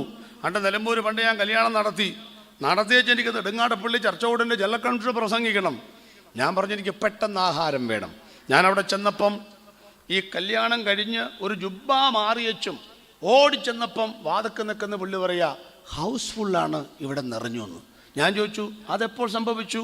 പുള്ളി പറഞ്ഞു, ഇത് യഹോവയാൽ സംഭവിച്ചു. സാറിൻ്റെ ദൃഷ്ടിയിൽ ആശ്ചര്യവുമായിരിക്കുന്നു. കല്യാണം നടന്നുകൊണ്ടിരിക്കുമ്പോഴേ കല്യാണപ്പന്തൽ നിറയുന്ന ലോകമാണിത്. കണ്ടിട്ടുണ്ടോ നിങ്ങൾ? ഞാനിവിടെ വിഷമിച്ച് നിൽക്കുക. ഞാൻ ചോദിച്ചു, ഇതൊക്കെ എപ്പോൾ സംഭവിച്ചു? അടുത്ത കാര്യം കേൾക്കണോ? സദ്യമെല്ലാം കഴിഞ്ഞേച്ചും ഒരു പുള്ളി ഇറങ്ങി വന്ന് എന്നോട് ചോദിക്കുക, കൈ കഴുകുന്ന സ്ഥലം എവിടാന്ന്. അപ്പം ഈ പുള്ളി കൈ കഴുകിയേച്ചല്ല കയറുന്നത് മനസ്സിലായില്ലേ? ഇനി ഞാനെന്തോ കൈ കഴുകിയെന്നറിയാമോ? എനിക്ക് സമയം കിട്ടിയത് കൊണ്ടും ആദ്യത്തെ ഏറ്റത്തിൽ സീറ്റ് കിട്ടാതിരുന്നുകൊണ്ടാണ് ഞാൻ കൈ കഴുകാൻ പോയത്. അല്ലെങ്കിൽ ഞാനും കഴുകുകയില്ലെന്ന്. ഞാനിതൊക്കെ പറയുന്നതിൻ്റെ കാര്യം നിങ്ങൾക്ക് മനസ്സിലായോ? ഈ ഭൗതിക ആഹാരത്തിന് വേണ്ടി ഷട്ടറങ്ങ് തുറക്കാൻ നേരത്ത് ഞാൻ പറഞ്ഞ പോലെ ഗമയിൽ നിൽക്കുന്നവരൊക്കെ ഷട്ടർ ഇടിച്ചു കയറാൻ നിൽക്കുന്ന ഒരു ആക്രാന്തമുണ്ടല്ലോ. ഷട്ടറങ്ങ് തുറന്ന് കഴിയുമ്പോൾ ഞാൻ നോക്കിയപ്പോൾ ഒരുത്തൻ പാൻറ്റും ഷർട്ടും ഇൻ ചെയ്തവൻ ഒരു മേശയുടെ അടിക്കടെ പോയിട്ടാണ് ഒരു കസേരയിൽ പോയിരിക്കുന്നത്. എൻ്റെ ചോദ്യം ഇതാണ് പ്രിയപ്പെട്ടവരെ, ഈ ലോകത്തിൻ്റെ ആഹാരത്തിന് വേണ്ടി ഒരു നാണോ മാനവും ഇല്ലാതെ ഇങ്ങനെ ഇടിച്ചു നിൽക്കാനും ശാപ്പാട് കഴിക്കാനും സീറ്റ് പിടിക്കാനൊക്കെ വെമ്പി നടക്കുന്ന കല്യാണ മണ്ഡപത്തിലെ പ്രിയപ്പെട്ടവരെ, സുവിശേഷ യോഗത്തിന് നിങ്ങൾ എപ്പോഴാണ് വരുന്നത്? ഒന്ന് പറഞ്ഞ്. ആത്മീക ആഹാരം വിളമ്പുന്ന സ്ഥലമല്ലേ ഇത്? ഇവിടെ എപ്പോഴാണ് നിങ്ങൾ വരുന്നത്? ഒരു കല്യാണ സദ്യക്ക് കാണിക്കുന്ന ആ ആവേശം ആത്മീയ ആഹാരത്തിന് കാണിക്കാറുണ്ടോ? വായിച്ചിട്ടുണ്ട്, 70 വർഷം വരെ ജീവിക്കുമ്പോൾ 80 മുതൽ 90 വരെ ചാക്ക് അരിയുടെ ഭക്ഷണം നിങ്ങൾ കഴിച്ചിരിക്കുമെന്ന്. കണ്ടാൽ പറയില്ല, കാരണം ഒരു 50 പൈസയുടെ പ്ലാസ്റ്റിക് കൊണ്ട് വലിപ്പമേ ഉള്ളൂ ചില ആളുകളുടെ വയറിന്. ചിലരൊക്കെ മല്ലിച്ചാക്ക് കണക്കെ ആയിട്ടുണ്ട്. എന്നാലും പറയുകയാണ്, ഈ 70 കൊല്ലം കഴിഞ്ഞ അച്ചായ അമ്മാമേ അല്ലെങ്കിൽ ഞാൻ, നിങ്ങൾ കഴിച്ച 90 ചാക്ക് അരിയുടെ ആഹാരം എവിടെ? വയറ്റിലില്ല. അത് മറപ്പുരയിലേക്ക് പോയി. മറപ്പുരയിൽ കിട്ടുമെന്ന് കരുതി വഴിയെ പോകുന്ന JCB കൊണ്ട് തോണ്ടിയാൽ കിട്ടുമോ? ഇല്ല, അത് മണ്ണിലേക്ക് പോയി. ഉത്തരം ഇതാണ്, താങ്കളെ മണ്ണിൽ നിന്നാണ് എടുത്തത്. അതുകൊണ്ട് ഈ മണ്ണിലേക്ക് തിരികെ ചേരുന്നവരെ തരാനുള്ളതാണ് ഈ 80 ചാക്ക് അരിയും സവാള ഉള്ളിയും പരിപ്പും പച്ചക്കറികളൊക്കെ. പക്ഷേ മണ്ണിൽ നിന്നെടുത്ത നിങ്ങളുടെ ഉള്ളിൽ വിണ്ണിൽ നിന്നും ഒന്ന് ദൈവം ശേഖരിച്ച് വെച്ചിട്ടുണ്ട്. അതാണ് ആത്മാവ്. ആ ആത്മാവ് ഈ മണ്ണിൽ ചേരുകയില്ല പ്രിയപ്പെട്ടവരെ. അത് ചെന്ന് ചേരേണ്ട സ്ഥലത്ത് ചേരാനാണ് ഈ ഭൂമിയിൽ ജീവിച്ചിരിക്കുമ്പോൾ ആത്മീക ആഹാരം നൽകുന്നത്. ആത്മാവിൽ ദരിദ്രരായവർ ഭാഗ്യവാന്മാർ. ഇന്ന് രാത്രി ഞാൻ ആദ്യത്തെ ദൂത് നിങ്ങൾ കൈമാറുകയാണ്. കർത്താവേ, നിന്റെ വചനത്തിന് മുൻപാകെ വിറയ്ക്കുന്നവരായിരിക്കാൻ, ആത്മീക ആഹാരത്തിന് വേണ്ടി ദാഹിക്കുന്നവരായിരിക്കാൻ, അതിനോടൊരു ആവേശമുണ്ടാകാൻ, പ്രാർത്ഥിച്ചിട്ടും മതിവരാത്ത, പ്രാർത്ഥിച്ചിട്ടും മതിവരാത്ത, പ്രസംഗിച്ചിട്ടും മതിവരാത്ത, കൊടുത്തിട്ടും മതിവരാത്ത, അന്യഭാഷ പറഞ്ഞിട്ടും മതിവരാത്ത, ആരാധിച്ചിട്ടും മതിവരാത്ത, എത്ര പാടിയിട്ടും മതിവരാത്ത ആ ഒരു ആത്മീക ദാരിദ്ര്യം. ഇരുനില വീടുണ്ടെങ്കിലും ഹൃദയത്തിന്റെ അന്തരംഗത്തിൽ മരിക്കും വരെ എനിക്ക് തരണമേ എന്ന് പ്രാർത്ഥിക്കുന്നവരുണ്ടെങ്കിൽ കരമൊന്ന് ഉയർത്തി ദൈവത്തിന് സ്തോത്രം ചെയ്യണമെന്നായി പറഞ്ഞത്. വിറ്റും നട്ടും തിന്നും കുടിക്കുന്ന കാലമാണ്. അവരൊന്നും അറിഞ്ഞില്ലെന്നേ. കർത്താവിന് അവരുടെ സമയം അറിഞ്ഞില്ലെന്നേ. അവിടെ നിൽക്കട്ടെ, രണ്ടാമത്തെ കാലത്തിലേക്ക് പെട്ടെന്ന് വരാം. അതൊന്നും വിശദീകരിക്കാനുണ്ട്, പക്ഷേ ബൈബിൾ ക്ലാസ് അല്ലല്ലോ, പ്രസംഗം പോലെ. രണ്ടാമത്തെ എന്നറിയാമോ? ഇഷ്ടമുള്ളവരെ കല്യാണം കഴിച്ചു. ഒന്ന് ശ്രദ്ധിക്കണം, കല്യാണം വിരോധമാണോ മക്കളെ? അല്ല. വിവാഹം എല്ലാവർക്കും മാന്യമാണെന്നേ, കിടക്ക നിർമ്മലമാണെന്നേ. നമ്മുടെ വിഷയം എന്നാണെന്നറിയാമോ? ഈ ജലപ്രളയം വരാൻ കാരണം എന്നാണെന്നറിയാമോ നിങ്ങൾക്ക്? ഉൽപ്പത്തി പുസ്തകം 6-ാം അധ്യായം വായിച്ചു നോക്കണം. അവിടെ വായിക്കുന്ന, ദൈവത്തിൻ്റെ പുത്രന്മാർ മനുഷ്യരുടെ പുത്രിമാരെ സൗന്ദര്യമുള്ളവരെന്ന് കണ്ടിട്ട് തങ്ങൾക്ക് ബോധിച്ചവരെ ഭാര്യമാരായി എടുത്തു. പല വ്യാഖ്യാനങ്ങളുണ്ട്. അതിൽ ഒരു വ്യാഖ്യാനം ദൈവത്തിൻ്റെ പുത്രന്മാരെന്ന് പറയുന്നത് ദൂതന്മാരാണെന്ന. ഞാനത് വിശ്വസിക്കുന്നില്ല എന്നുള്ളതും കൂടെ പറഞ്ഞുകൊള്ളട്ടെ. ദൂതന്മാർക്ക് ചില പ്രത്യേകതകൾ, ദൂതശാസ്ത്രം പഠിക്കുമ്പോൾ അവരുടെ 15 പ്രത്യേകതയിൽ ഒരു പ്രത്യേകത വംശവർദ്ധനവിനുള്ള കഴിവ് അവർക്കില്ല എന്നുള്ളതാണ്. അതുകൊണ്ട് അവിടെ ഭൂരിപക്ഷം വേദചിന്തകന്മാർ ചിന്തിക്കുന്നത് അവിടെ ദൈവത്തെ ഭയപ്പെട്ടവരും ദൈവത്തെ ഭയപ്പെടാത്തവരും, നമ്മുടെ ആധുനിക ഭാഷയിൽ പറഞ്ഞാൽ രക്ഷിക്കപ്പെട്ടവരും രക്ഷിക്കപ്പെടാത്തവരും, അന്ന് ആ പദം ഉപയോഗിക്കുന്നത് ശരിയല്ല. അപ്പോൾ ദൈവത്തെ ഭയപ്പെടുന്നവരും ഭയപ്പെടാത്തവരും തമ്മിലുള്ള ഒരു സമ്മിശ്ര വിവാഹമാണ് അന്ന് നടന്നത്. ഇവിടെ ഒരല്പസമയം ഒന്ന് നിൽക്കണമെന്ന് ഞാൻ വിചാരിക്കുന്നു. എന്താ കാര്യമെന്നറിയാമോ? നമ്മളൊക്കെ പണ്ട് കാലത്തൊക്കെ പ്രാർത്ഥിച്ച് ഒരുങ്ങി ദൈവികതം അനുസരിച്ചൊക്കെയാണ് കല്യാണം നടക്കുന്നത്. ഈ മൈക്കിൽ കൂടെ പറയുന്നുണ്ട്, പലതും പിടിവിട്ട് പറയാൻ ഒരു ബുദ്ധിമുട്ടുണ്ട്. എന്നാലും പറയാണ്, പ്രിയപ്പെട്ടവരെ, നമ്മുടെ ഇടയിലൊക്കെ പണ്ടുണ്ടായിരുന്ന വിശ്വാസങ്ങളൊക്കെ തകിടം മറിക്കപ്പെട്ടുകൊണ്ടിരിക്കുകയാണ്. കള്ളു കുടിക്കത്തില്ല, ബീഡി വലിക്കത്തില്ല, വെറ്റ മുറുക്കത്തില്ല, സിനിമ കാണത്തില്ല, ഭാര്യയെ തല്ലത്തില്ലെന്നൊക്കെ പറഞ്ഞ് ഒത്തിരി കാര്യങ്ങളൊക്കെ നമ്മൾ പറഞ്ഞിരുന്ന കൂട്ടത്തിൽ ഒന്നുണ്ടായിരുന്നു, ആത്മഹത്യ ചെയ്യത്തില്ല, അപകട മരണങ്ങൾ ഉണ്ടാകത്തില്ല, ഡിവോഴ്സുകൾ ഉണ്ടാകത്തില്ല. ഇതെല്ലാം നമ്മൾ പണ്ട് പറഞ്ഞ കാര്യങ്ങളാണ്. അതൊക്കെ ഏതാണ്ട് കാറ്റിൽ പറന്നുകൊണ്ടിരിക്കുന്ന ഒരു കാലഘട്ടത്തിലേക്കാണ് വരുന്നത്. കാലം എത്ര മാറിയാലും, നിങ്ങളെത്ര ശാസ്ത്ര വിശാരദന്മാരും പണ്ഡിത പടുക്കളുമാണെങ്കിലും ഈ പുസ്തകത്തിൻ്റെ വള്ളിയോ പുള്ളിയോ മാറ്റാൻ ആർക്കും ദൈവം അനുമതി കൊടുത്തിട്ടില്ല. അതുകൊണ്ട് ഞാൻ കനത്ത ഭാഷയിൽ സ്നേഹത്തോടെ എന്നെ മുമ്പിലിരിക്കുന്ന യുവതി യുവാക്കന്മാരോട് ഞാൻ പറയുകയാണ്, രക്ഷിക്കപ്പെട്ട ദൈവമക്കൾ, രക്ഷിക്കപ്പെട്ടവരെ മാത്രമേ വിവാഹം കഴിക്കാവൂ. ഇതൊക്കെ എന്തിനാ പറയുന്ന പോലെ അറിയാം. അന്ന ഭാഷ അങ്ങനെ പറയുന്നതെന്ന് ചോദിക്കുമ്പോൾ, എൻ്റെ പൊന്നോ, നടക്കുന്ന സംഭവങ്ങളൊക്കെ നിങ്ങൾ കണ്ടിട്ടുണ്ടോ? എല്ലാം കൂടെ വാരി വലിച്ച് അടുക്കും ചിട്ടയുമായിട്ട് പറയാനുള്ള സമയമൊന്നും ഇവിടെ ഇല്ല. എന്നാൽ ഒരു കാര്യം എനിക്ക് മനസ്സിലാക്കാൻ പറ്റിയിട്ടുണ്ട്. പണ്ടൊക്കെ രക്ഷിക്കപ്പെട്ട കുട്ടികൾ രക്ഷിക്കപ്പെടാത്തവരെ കല്യാണം കഴിക്കുന്നത് അപൂർവങ്ങളിൽ അപൂർവമായ ഒരു വാർത്തയായിരുന്നു. ഇന്നങ്ങനല്ല. വിശ്വാസികൾ കല്യാണം കഴിക്കുന്നു എന്നുള്ളതിനേക്കാൾ എന്നെ ഭയപ്പെടുത്തുന്ന കാര്യം, ദൈവദാസന്മാരുടെ മക്കൾ പോലും എന്ത് ചെയ്യുന്നു? രക്ഷിക്കപ്പെടാത്തവരെ വിവാഹം കഴിക്കുന്നു. അവർ മനുഷ്യരല്ലാന്നോ മതമുള്ളത് കൊണ്ട് മനസാക്ഷിയില്ലാത്തവരാണ് ഒന്നും ഞാൻ പറഞ്ഞിട്ടില്ല. പക്ഷേ ഞങ്ങളുടെ വേദപുസ്തകം, നമ്മുടെ വേദപുസ്തകം പറയുന്നത് രണ്ടു തരം വിത്ത് ചേർത്ത് വിതയ്ക്കാൻ സാധ്യമല്ല, രണ്ടു തരം നൂല് ചേർത്ത് നെയ്തെടുക്കാനും പറ്റില്ല. ദൈവാലയങ്ങൾക്ക് വിഗ്രഹവുമായി ഒരു സംബന്ധവുമില്ല. ഇരുളും വെളിച്ചവും തമ്മിൽ യോജിച്ചു പോകാനൊക്കില്ല. അതുകൊണ്ട് ദൈവമക്കളെ, നിങ്ങൾ എത്ര പുരോഗമനവാദികളാണെങ്കിലും ഞാൻ സ്നേഹത്തോടെ പറയട്ടെ, വിശ്വാസികളുടെ പിതാവായ അബ്രഹാം തൻ്റെ ദാസനെ കൈ തുടയിൽ വെച്ച് സത്യം ചെയ്ത് പറയിപ്പിച്ചത് അന്യജാതിയിൽ നിന്ന് പെണ്ണെടുക്കരുതെന്നാണ്. മാനുഷിക സ്നേഹത്തെയോ മതങ്ങളുടെ ബന്ധനങ്ങളെയോ ബന്ധനമാക്കാൻ വേണ്ടി പറയുന്നതല്ല.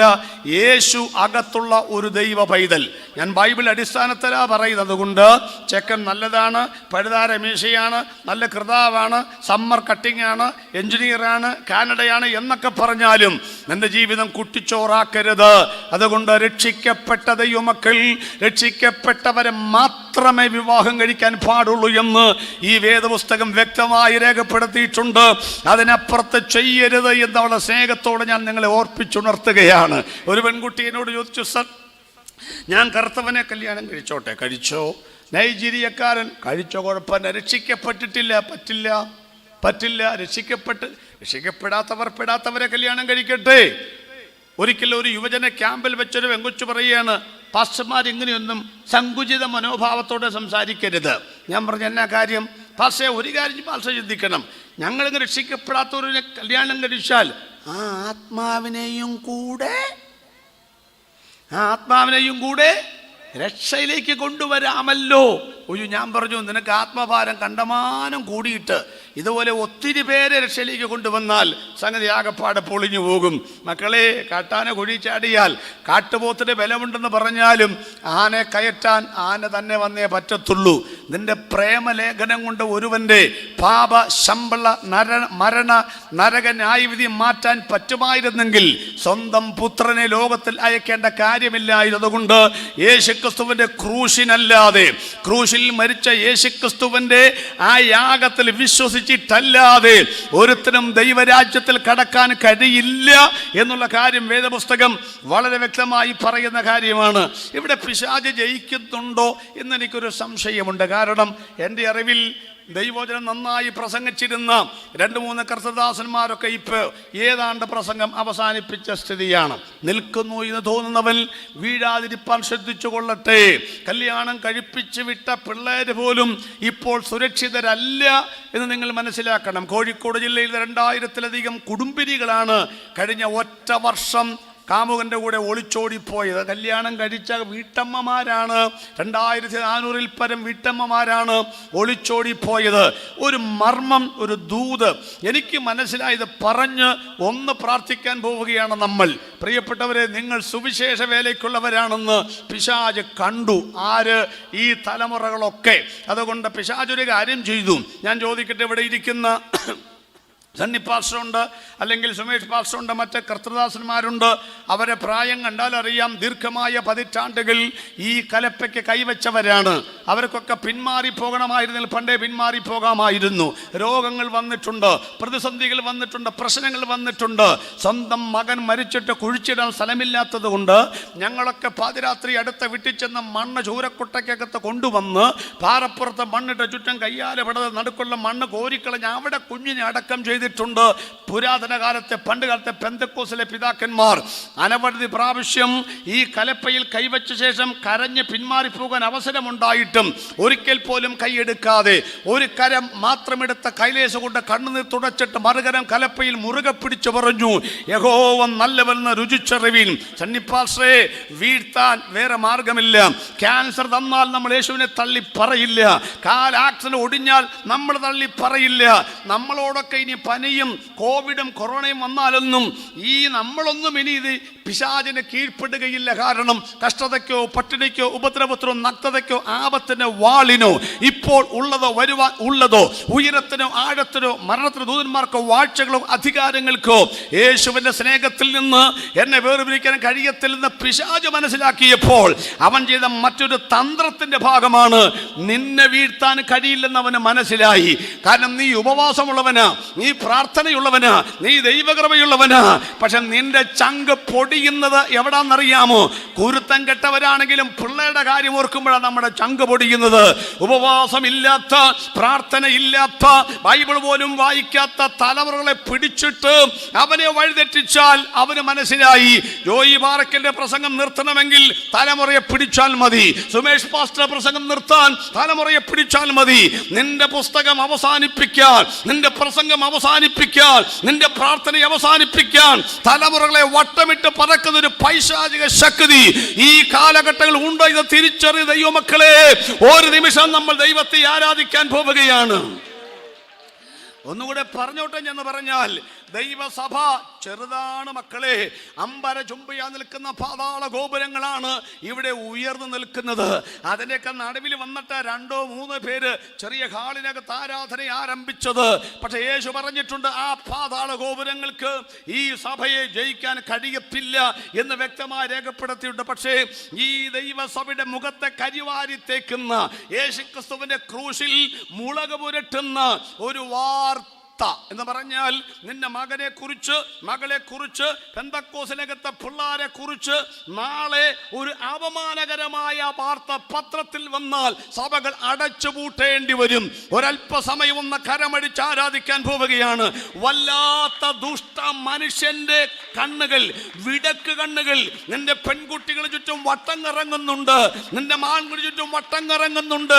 അമ്മയോടും അപ്പനോടും ചോദിക്കാതെ ഒറ്റ ദിവസം കൊണ്ട് നാട് വിട്ടു പോകും ആ പൈശാചിക ബന്ധനങ്ങൾക്ക് മീതെ ആത്മകൃപ പ്രാപിച്ച് പ്രാർത്ഥിക്കുവാൻ കഴിയുന്നവരുണ്ടെങ്കിൽ ഒരു മിനിറ്റ് ഞാൻ വേർതിരിക്കുകയാണ്. വല്ലവന്റെയും കുട്ടിക്ക് വേണ്ടിയല്ല പ്രാർത്ഥിക്കേണ്ടത്, വിവാഹം ചെയ്ത് അയച്ചവർ ഉൾപ്പെടെയുള്ളവർക്ക് വേണ്ടി പ്രാർത്ഥിക്കണം. കർത്താവേ, എന്റെ തലമുറയുടെ മേൽ ഈ ശാപം വരരുത്, എന്റെ സഭയുടെ പേരിൽ പത്രവാർത്ത വരരുത്. ഒന്ന് ആരാധിച്ച ദൈവമക്കളെ, ഒന്ന് ആരാധിച്ച ദൈവമക്കളെ. എൻ്റെ പിള്ളേരൊക്കെ കല്യാണം കഴിച്ച് സുരക്ഷിത വിചാരിച്ചിരിക്കാതെ ഈ കരമടിക്കുന്ന കരമടിയിൽ ഉണ്ടല്ലോ വരാൻ പോകുന്ന ദുരന്തങ്ങളെ വഴിമാറ്റി വിടുന്ന, ഗതി തിരിച്ചു വിടുന്ന ഒരു പ്രാർത്ഥനയാണെന്ന് വിശ്വസിക്കുന്നവർക്ക് വേണ്ടി വ്യാപരിക്കുന്നു.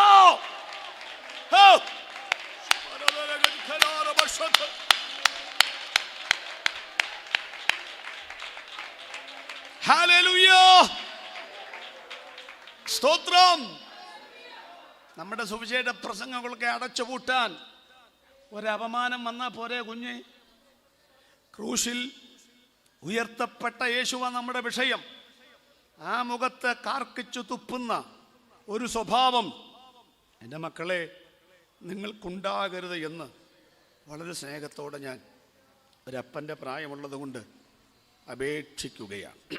നിങ്ങളൊക്കെ ഈ പുസ്തകം തുടർന്ന് പ്രസംഗിക്കണം എന്ന ആഗ്രഹത്തോടെയാണ് കിട്ടിയ സ്തോത്രക്കാഴ്ച കൊണ്ട് നിങ്ങളെയൊക്കെ ഞങ്ങൾ വളർത്തിയത്. ഈ പ്രസംഗം നിങ്ങൾ തുടർന്ന് പ്രസംഗിച്ചില്ലെങ്കിലും ഈ പുസ്തകം ഞങ്ങൾ അടച്ചു വെക്കാനുള്ള ഗതികേട് നിങ്ങൾ ഉണ്ടാക്കരുത് എന്ന് സ്നേഹത്തോടെ ഞാൻ ഓർപ്പിക്കുന്നു. ഒരിക്കൽ കൂടെ നമ്മുടെ തലമുറയ്ക്ക് മേൽ വ്യാപരിക്കുന്ന എല്ലാ കെട്ടുകളും അഴിഞ്ഞു മാറട്ടെ. സുവിശേഷ വേലയ്ക്ക് സമർപ്പിക്കപ്പെട്ടവന്റെ മേൽ വ്യാപരിക്കുന്ന വിടക്ക് കണ്ണ് അത് വഴിമാറിപ്പോകട്ടെ. ദൈവത്തിന്റെ വേലയ്ക്കായി സമർപ്പിച്ച കുഞ്ഞുങ്ങളെ, ഇന്ന് പകൽ ഞാൻ കർത്താവിന്റെ വേല മാത്രമേ ചെയ്യത്തുള്ളെന്ന് ഒരു തീരുമാനമെടുക്കുക. ഇന്ന് പകൽ രാത്രി ഒടുവിൽ ഞാൻ പ്രാർത്ഥിച്ചോളാം. രണ്ടാമത്തെ കാര്യം ഞാൻ വിട്ടുകളയുകയാണ്. ഒന്ന്, തിന്നും വിറ്റും നട്ടും തിന്നും കുടിച്ചും പോരുന്ന കാലമായിരുന്നു നോഹയുടെ കാലഘട്ടം. രണ്ട്, ഇഷ്ടമുള്ളവരെ കല്യാണം കഴിച്ചൊരു കാലമായിരുന്നു. അതായിരുന്നു ഏറ്റവും വലിയ ശാപം. അതിൽ നിന്നാണ് പ്രശ്നങ്ങൾ ഉടവായത്. ദൈവം പറഞ്ഞു, എനിക്കിത് സഹിക്കാൻ വയ്യ, അതുകൊണ്ട് ഞാൻ ഈ ഭൂമിയെ നശിപ്പിക്കും എന്ന് ദൈവം തീരുമാനിച്ചു. ആ തീരുമാനത്തിൻ്റെ ഫലമായിട്ടാണ് നോഹയുടെ കാലഘട്ടത്തിൽ ജലപ്രളയം ലോകത്തിലേക്ക് വരുന്നത്. അതുകൊണ്ട് ഇന്നത്തെ വിവാഹത്തിൻ്റെ ശൈലികൾ നിങ്ങൾ ശ്രദ്ധിച്ചോ. ഒന്ന്, പെടാത്തവരെ കല്യാണം കഴിക്കുന്നു, അതേ ഞാൻ പറഞ്ഞുള്ളൂ. രണ്ട്, ഡിവോഴ്സ്. ഒരു ഉളുപ്പുമില്ല, ഒരു സങ്കടവുമില്ല, ഒരു പ്രശ്നവുമില്ല. ദാണ്ട് നാളെ കോടതി ഒരു പെണ്ണിനോട് ചോദിച്ചു, ഡിവോഴ്സ് വേണോ? വേണം സാർ. മക്കളുണ്ടോ? ഒരു കുഞ്ഞുണ്ട്. ആണോ പെണ്ണോ? പെണ്ണ്. എത്ര വയസ്സായി? 10ൽ പഠിക്കുന്നു. കോടതി ഇടപെട്ട് ചോദിക്കുക, മോളെ അഡ്ജസ്റ്റ് ചെയ്തുകൂടെ? കാലം കഴിഞ്ഞു സാർ. അണ്ടർസ്റ്റാൻഡിങ് കഴിഞ്ഞു സാർ. നിനക്ക് സ്റ്റിച്ചിങ് തയ്യലറിയാമോ? അറിയാം സാർ. സൂചി നൂലും വീട്ടിലുണ്ടോ? ഉണ്ട് സാർ.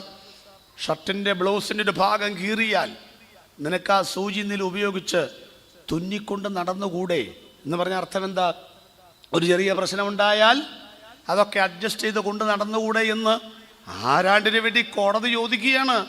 അപ്പോൾ ആ പെങ്കൊച്ച് പറയാണ്, അങ്ങനെ നടക്കാം സാർ, പക്ഷേ ഷർട്ടിൻ്റെ എല്ലാ ഭാഗവും കീറിയതാണെങ്കിൽ തുന്നുന്നതിനേക്കാൾ നല്ലത് പുതിയ ഷർട്ടിൻ്റെ പീസ് മേടിക്കുകയല്ലേ എന്ന് കോടതി പറഞ്ഞു. ഡിവോഴ്സ് ചെയ്തോളാൻ.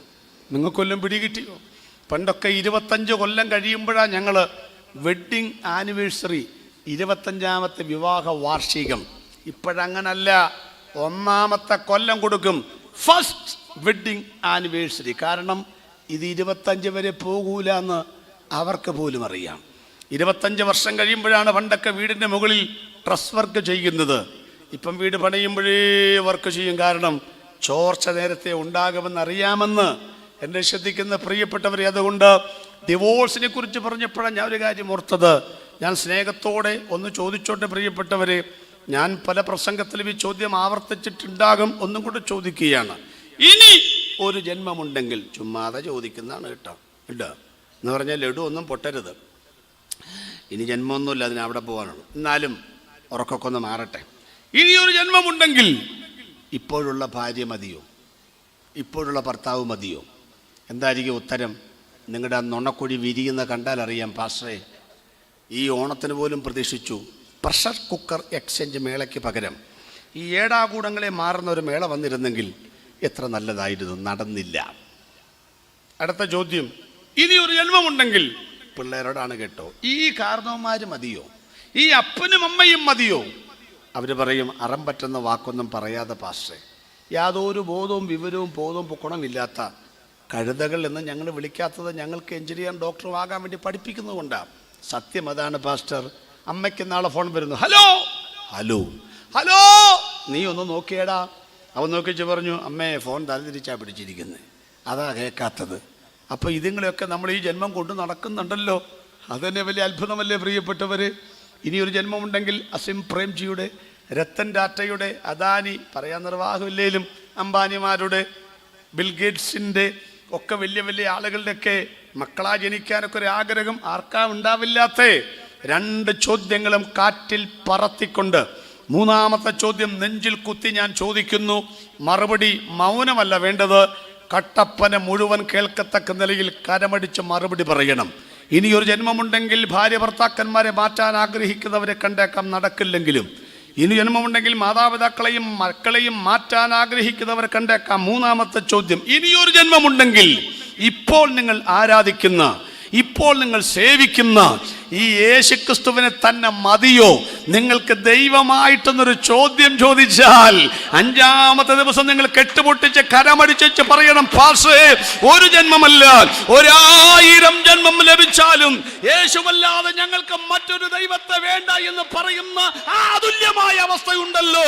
അവനൊപ്പം പറയാൻ ഒരാളില്ല, അവനെ പോലെ ആരാധനായിട്ട് ആരുമില്ല. അനുധാവനം ചെയ്യുവാൻ കൊള്ളാകുന്ന, ആരാധിക്കുവാൻ കൊള്ളാകുന്ന, അനുഗമിപ്പാൻ കൊള്ളാകുന്ന, പകരം വെക്കാനില്ലാത്തൊരു ദൈവം, അവന്റെ പേരാണ് യേശുക്രിസ്തു.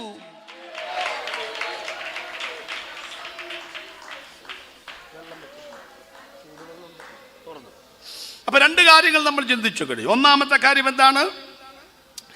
വിറ്റും നട്ടും തിന്നും കുടിച്ചും പോരുന്ന കാലമായിരുന്നു നോഹയുടെ കാലഘട്ടം. ഇപ്പൊ 2 ഇഷ്ടമുള്ളവരെ കല്യാണം കഴിച്ചു. പ്രിയപ്പെട്ടവരെ, വീണ്ടും വീണ്ടും ആവർത്തിച്ച് പറയുകയാണ് ഞാൻ കേട്ടത്. അതുകൊണ്ട് നമുക്കിച്ചിരി വൈകിയാലും, മക്കളെ, കുറച്ച് വൈകിയാലും തമ്പുരാൻ തൻ്റെ ജീവിതത്തിൽ വെച്ചത് ഒരു കണ്ടകശനിയായി മാറാതിരിക്കാൻ കാത്തിരിക്കൂ. അതിവേഗം കിട്ടുന്നതിനേക്കാൾ പ്രാർത്ഥിച്ചു കിട്ടുന്നത് ഇരട്ടി അനുഗ്രഹമായിരിക്കുമെന്ന് മാത്രം പറഞ്ഞ് ഞാൻ ആ ഭാഗം വിടുകയാണ്. മൂന്നാമത്തെ ഭാഗത്തേക്ക് വരാം. നോഹയുടെ പ്രസംഗം ആരും ശ്രദ്ധിച്ചില്ല. കേൾക്കാത്തത് കൊണ്ടല്ല, അർഹിക്കുന്ന ഗൗരവം ആരും കൊടുത്തിട്ടില്ല. ഇതൊക്കെ നമ്മുടെ ഇടയിൽ നടക്കുന്നില്ലേ പ്രിയപ്പെട്ടവരെ? നമ്മൾ പ്രസംഗിക്കുന്നു. അണ്ട് ഇപ്പം കൺവെൻഷനൊക്കെ പരസ്യമായിട്ട് യോഗങ്ങൾ നടത്തുന്ന ഒത്തിരി സ്ഥലങ്ങളാണ്. കുര്യാക്കോസ് കുടക്കച്ചിറ അച്ചായനൊക്കെ ഞാൻ കാണുന്നത് തന്നെ പരസ്യയോഗത്തിൽ പ്രസംഗിക്കുന്ന ഒരാളെന്നുള്ള നിലയ്ക്കാണ്. ഞങ്ങളൊക്കെ ജെറുസലേം ഗോസ്ബൽ ടീമിലൊക്കെ അങ്ങനെ പോകുന്നയാളാണ്. ഞാൻ ഇന്ന് പകൽ പറഞ്ഞു, കേരളത്തിൻ്റെ 14 ജില്ലകളിൽ 1,40,000 ട്രാക്ടർ കൊടുത്തയാളാണ് ഞാൻ. കേരളത്തിൻ്റെ 465 സിറ്റികളിലായി, ഇന്ത്യയിലെ 29 സ്റ്റേറ്റുകളിലായി, കേന്ദ്രഭരണ പ്രദേശങ്ങളിലായി, ഭദ്രാനഗർ ഹാവേലിയും ലക്ഷദ്വീപും ഡാമിന് ഒഴികെ ഇന്ത്യയിലെ മുഴുവൻ സ്ഥലങ്ങളിലും സുവിശേഷം പ്രസംഗിച്ച് യേശുവിനെ അവതരിപ്പിച്ചയാളാണ് ഞാൻ. 10.5 ലക്ഷം ആളുകളുടെ കയ്യിൽ എൻ്റെ ഈ കൈ കൊണ്ട് ഞാൻ ലഘുലേഖ കൊടുത്തിട്ടുണ്ട്. സ്തോത്രം. കേരളത്തിൻ്റെ 465 സിറ്റികളിൽ ഞാൻ യേശുവിനെ പ്രസംഗിച്ചിട്ടല്ലാണ്ട് കാരണകത്ത് വന്ന സ്റ്റേജ് അത് ഇപ്പോഴത്തെ ഒരവസ്ഥ ഇതൊക്കെ ചെയ്തിട്ടുണ്ടെന്ന് ഞാൻ പറഞ്ഞ സാരമെന്നാന്നോലും മനസ്സിലായോ? ഒരാളും ഞങ്ങൾ ശ്രദ്ധിക്കാറില്ല. ഉണ്ടാച്ചാ പരശോധനക്ക് നിന്ന് ആര് ശ്രദ്ധിക്കാനാ? പണ്ട് സഖാവ് EMS നമ്പൂതിരിപ്പാട് അറിയാമല്ലോ, ചോരയെങ്കിൽ ചോര കൊടുത്ത വിപ്ലവത്തെ പാലൂട്ടി വളർത്തുവാൻ രണാങ്കണത്തിൻ്റെ വീതിയിൽ ഇറങ്ങിയ ചെമ്പടയുടെ സമർത്ഥനായ സാരഥി എന്നൊക്കെ ഞങ്ങൾ പണ്ട് പറഞ്ഞിരുന്ന സഖാവ് EMS നമ്പൂതിരിപ്പാട് ഒരു കാൽനട പ്രചരണ ജാഥയാത്ര സംസാരിക്കും വേണ്ടി കടന്നു പോകുമ്പോൾ ഒരു ഉപദേശി വഴിയരികിൽ നിന്നുകൊണ്ട് യേശുവിനെ പ്രസംഗിക്കുന്നു. നിങ്ങൾക്കറിയാമല്ലോ, വഴികെ പ്രസംഗിക്കുന്നവനെ ആർക്ക് വേണം? ഇല്ലേ?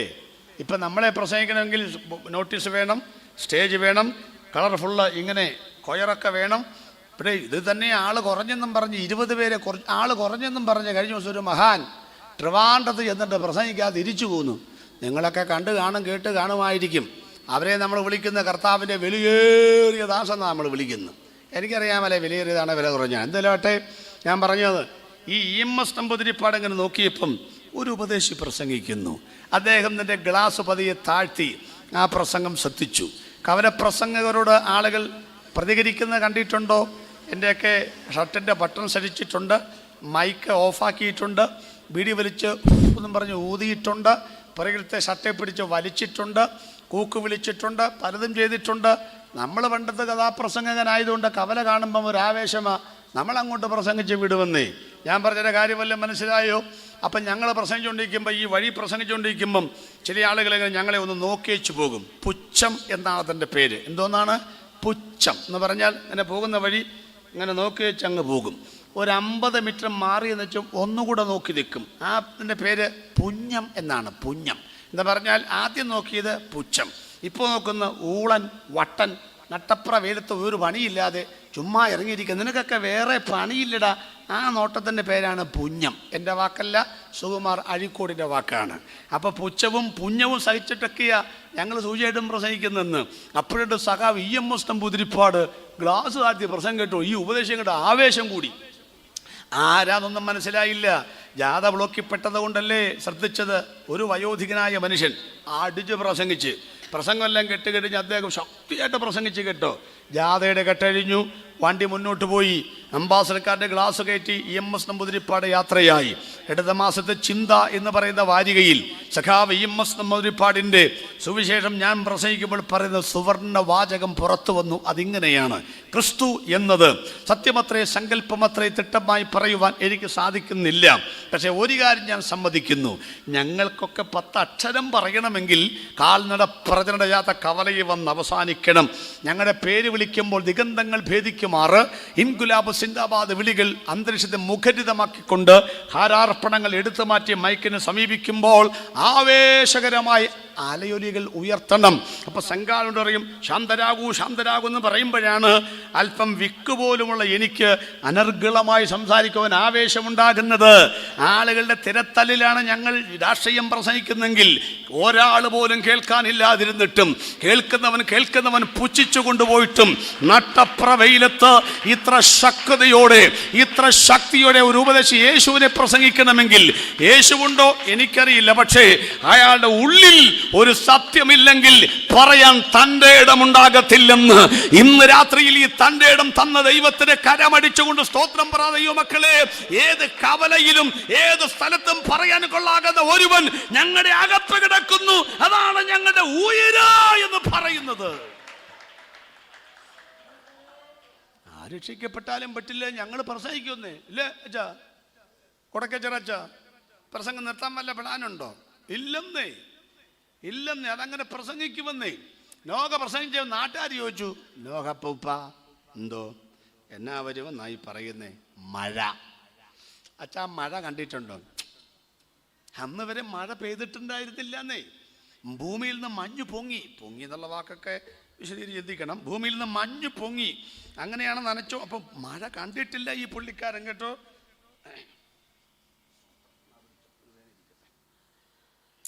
അപ്പം മഴ കണ്ടിട്ടില്ല. അപ്പം ആളുകൾ ചോദിച്ചു, നോഹയപ്പച്ച എന്തോ ഈ കണ്ടിട്ടില്ലാത്ത മഴ ഇങ്ങനെ വരുമെന്ന് ഇങ്ങനെയൊന്നും ആധികാരികമായിട്ട് പറയരുത് കേട്ടോ. എൻ്റെ പൊന്നു സണ്ണിപ്പാസ്റ്റേ, നിങ്ങൾ യേശുവിനെ കണ്ടിട്ടുണ്ടോ? ഇല്ല.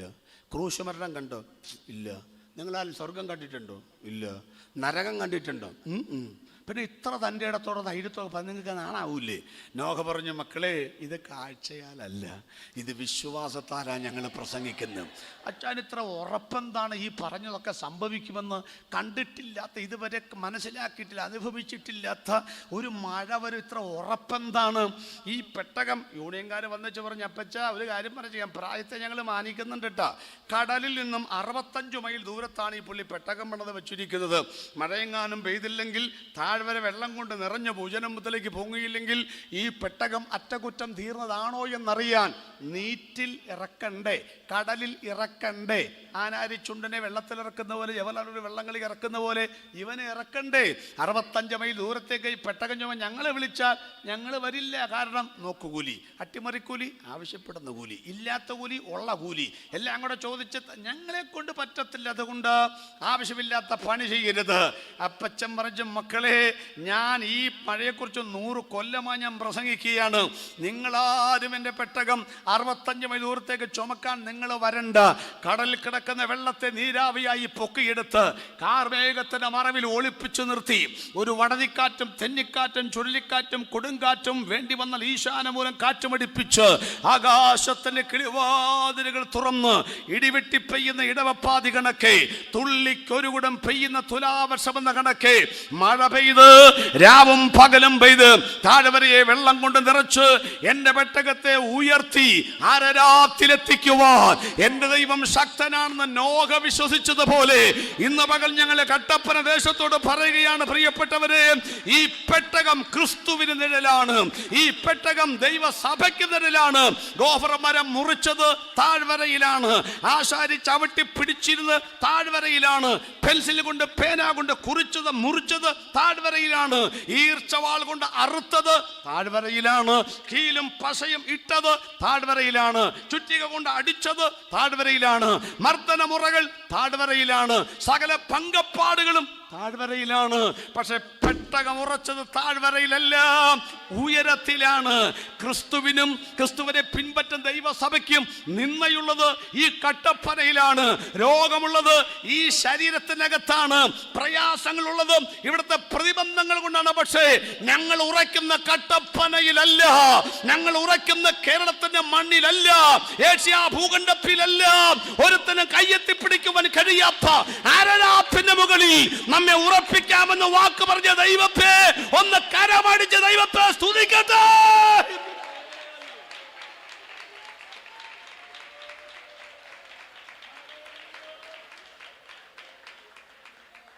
നോഹയെ സമ്മതിക്കണം.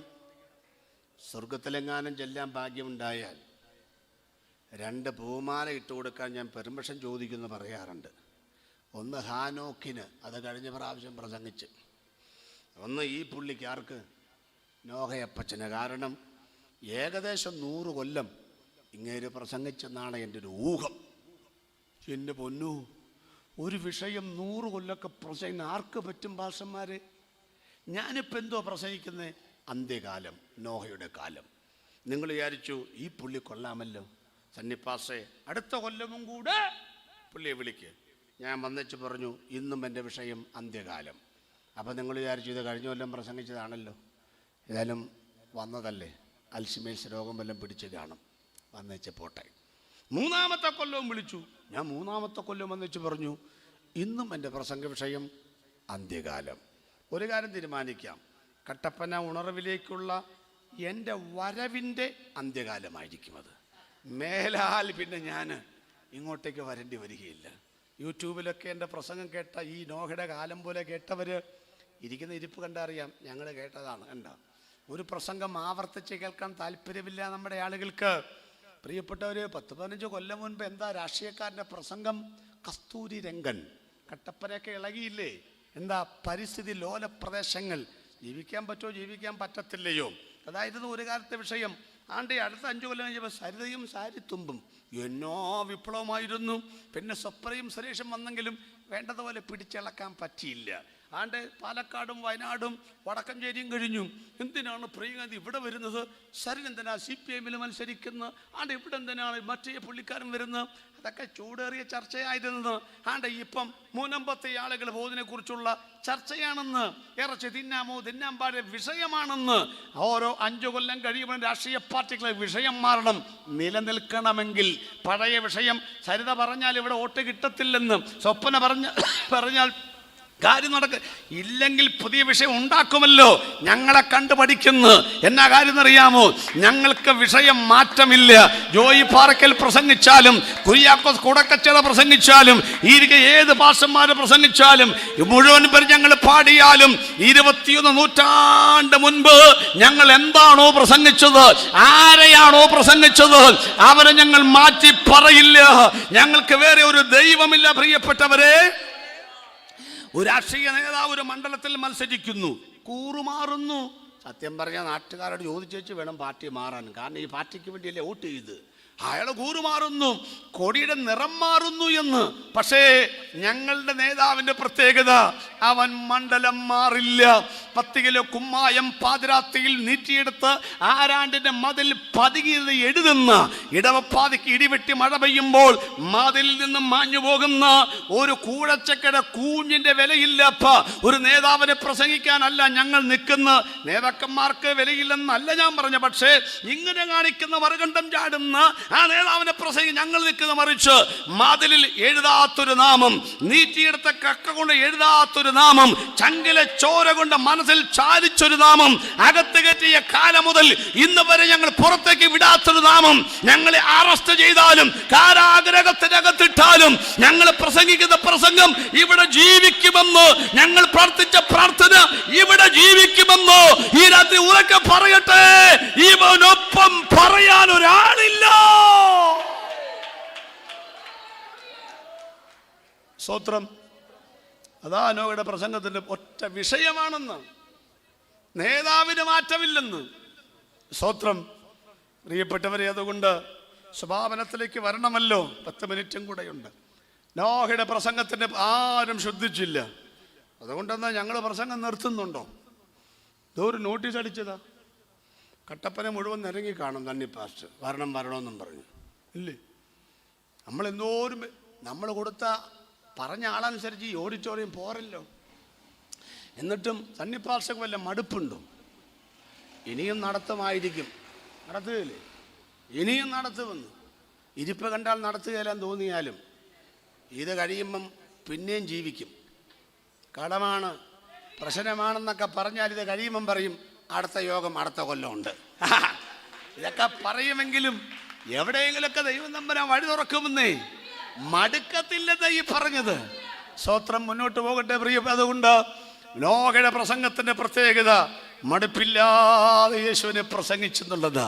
ശ്വാസം മടുക്കത്തില്ലെങ്കിൽ, ഇവിടത്തെ ചോറും ഗോതമ്പും മടുക്കത്തില്ലെങ്കിൽ, ദിവസവും കുളിക്കുന്നും പല്ല് തേക്കുന്നും മടുക്കത്തില്ലെങ്കിൽ, അതെല്ലാം പുതിയ ആരോഗ്യം നിനക്ക് തരുമെങ്കിൽ, പതിറ്റാണ്ടുകളായി ഞങ്ങൾ പറയുന്നത് യേശുവിനെ ഒരു മായം കലർത്തിയല്ല പറയുന്നത്. ഞങ്ങളുടെ ഇന്നത്തെ ഉറക്കെ ഞങ്ങൾ പറയട്ടെ, ഞങ്ങൾക്കിത് മടുത്തിട്ടില്ല. മടുപ്പില്ലാത്തൊരു സുവിശേഷമാണ് ഞങ്ങൾ പറയുന്നത് എന്നാണ് ഞങ്ങൾ ഈ പറഞ്ഞതിന്റെ അർത്ഥം. നിങ്ങളൊക്കെ ഈ പെട്ടകത്തിൽ കയറണമെന്നാ ഞങ്ങളുടെ ആഗ്രഹം. പക്ഷേ ഞങ്ങളാരും നിങ്ങളുടെ സഭയെ വരത്തില്ലെന്ന് പറഞ്ഞാലും ഞങ്ങൾ നിർത്തുകയില്ല. കാരണം ഈ പെട്ടകത്തിൽ കയറിയത് ആരാ നിങ്ങൾക്കറിയാമോ? നോഹയും കുടുംബവും. ദൈവത്തിന് സ്തോത്രം. കട്ടപ്പനക്കാരും മുഴുവൻ പെട്ടകത്തിൽ കയറണമെന്ന ആഗ്രഹം. നിങ്ങൾ കയറിയില്ലാന്ന് കരുതി ഞങ്ങൾ കയറുകയില്ല നിങ്ങൾ പറയരുത്. ഞാനും എൻ്റെ കുടുംബമോ ഞങ്ങൾ യഹോവയെ സേവിക്കും.